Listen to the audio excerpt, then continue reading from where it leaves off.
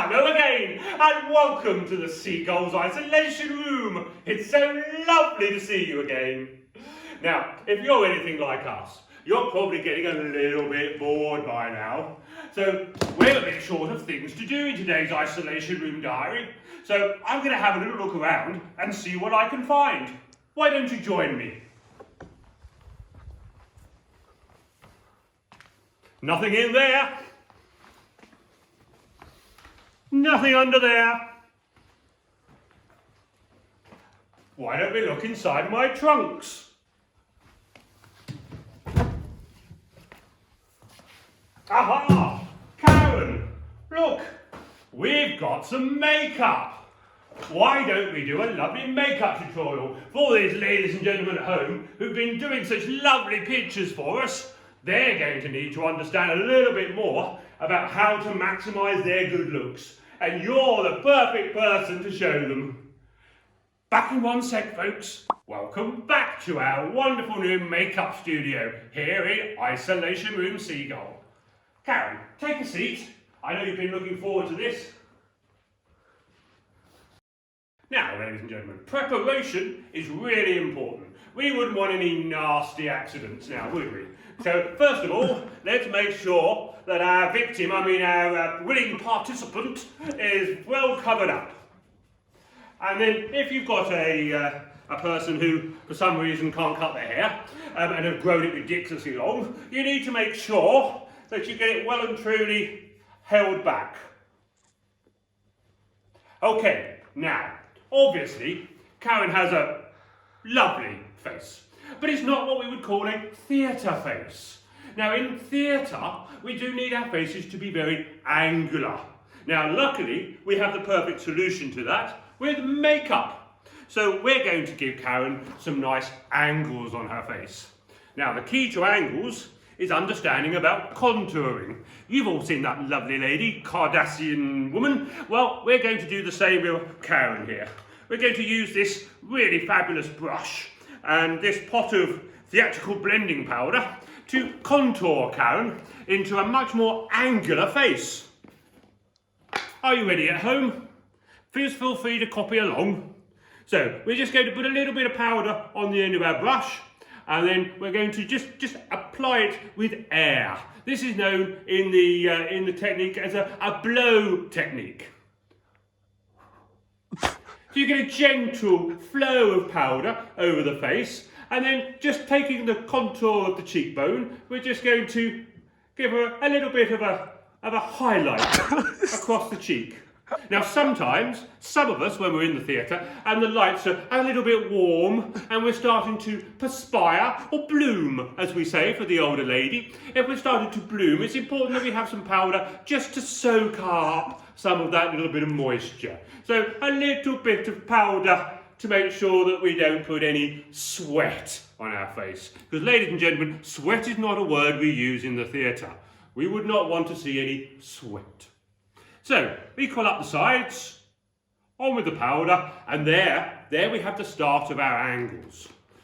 So, having given our wonderful victim here some angles, we just need to use some of this extremely nice number 7 Pop and Glow to make her pop and glow. Now, where do you glow, ladies and gentlemen? Well, when you get to a certain age, you glow mostly around the nose. So we just need to pop, as it suggests on the label, pop on the nose, just in order to give her a little bit of pop glow. Okay, we're going to do the cheeks as well. So here we go. Join in with me. 1, 2, 3, pop. And the other side. 1, 2, 3, pop. Pop. That's the key. Pop is the key to glowing. Now, sometimes, if your willing victim isn't taking it quite seriously enough, you have to spend a much longer doing it than she really wanted. So, we've done some contouring, we've done some cheeks. Now it's time for every girl's most important weapon of seduction. The glossy lip balm. Now we all know, or certainly those of us with history degrees all know, that in the history of the world, ladies who lived in caves with cavemen used to paint their lips bright red to attract a mate. So In the theatre, we like to copy that technique by painting our lips very red to try and attract an audience. Sadly, it doesn't always work. So, really important when we do the lips, purse your lips for us. Thank you. Purse your lips, lovely, lovely lips. Lovely lips, ladies and gentlemen. So it's really important that we trace the shape of the lips. Okay, so we're going to make these a little bit fuller. Okay, just a little bit bigger than perhaps they naturally would be, because in the theatre, the audience might be a long way away, and you want them to be able to see your mouth when you're enunciating your words. So we're going to make the lips just a little bit exaggerated, a little bit bigger than perhaps they otherwise would be, just so that we can see them right at the back of the stage. And we always use red, ladies and gentlemen. Red for theatre. We would call this red seduction red in the theatre, because what happens is, if you're a leading lady and you wear that red, you invariably end up with the leading man. So, we've done our contouring, we've done our lips. Now, the last really important part of this process is the eyes. Now, we know the eyes are the windows on the soul. Our friend Bob Ross in his painting exercise yesterday told us that. So it's really important that we make sure that everybody can tell on our face where our eyes are. Some of us aren't very fortunate. Some of us only have piggy little eyes. But we can still make them much, much more exciting. So we're going to start with a little bit of gold. Gold, just like Spandau Ballet.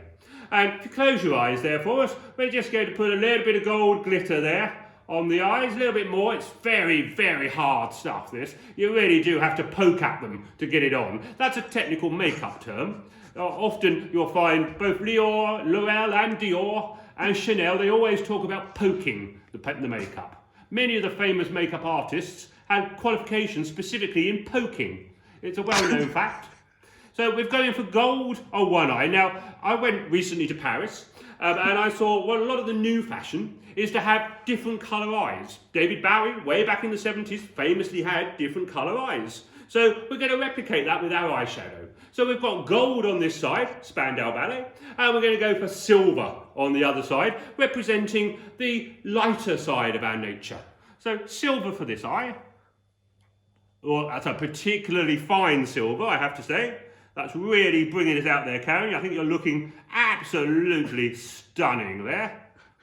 I'm sure ladies and gentlemen at home would like to leave their comments down below underneath the video. Let us know how stunning you think Karen looks with her David Bowie inspired gold and silver eyeliner with accentuated lips and sweat-proof powder. Ladies and gentlemen, I give you the new and improved Seagull Manageress. Don't forget, folks, like and subscribe, hit the little up thumb, and make sure that you tune in for more videos every day during isolation. Welcome to the theatre.